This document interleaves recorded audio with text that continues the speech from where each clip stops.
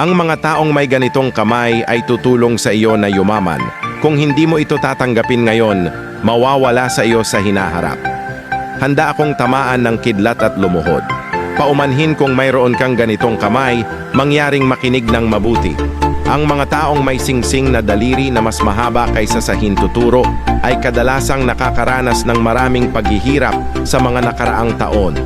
Ang negosyo ay hindi paborable, mahirap magtago ng pera. May kita pero simula Setyembre, sasabog na ang swerte. Aagos ang pera na parang tubig. Darating ang mga luxury car at villa sa ikalawang kalahati ng iyong buhay. Dapat mong samantalahin ang pagkakataong ito. Kung makaligtaan mo ito, kailangan mong maghintay ng isa pang 12 taon.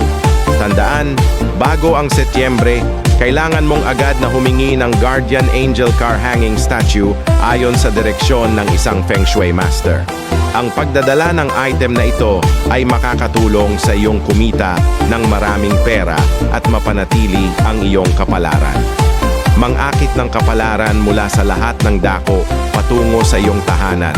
Sa ikalawang kalahati ng iyong buhay, kailangan mo lamang na tamasahin ang kapayapaan at kaligayahan. Ngayong napanood mo na ang video na ito ay senyales na ang swerte ay kumatok sa iyong pintuan. Samantalahin ang pagkakataong ito. Gaano ka man kabisi, dapat kang makakuha ng isang guardian angel na nakasabit na estatwa ng kotse.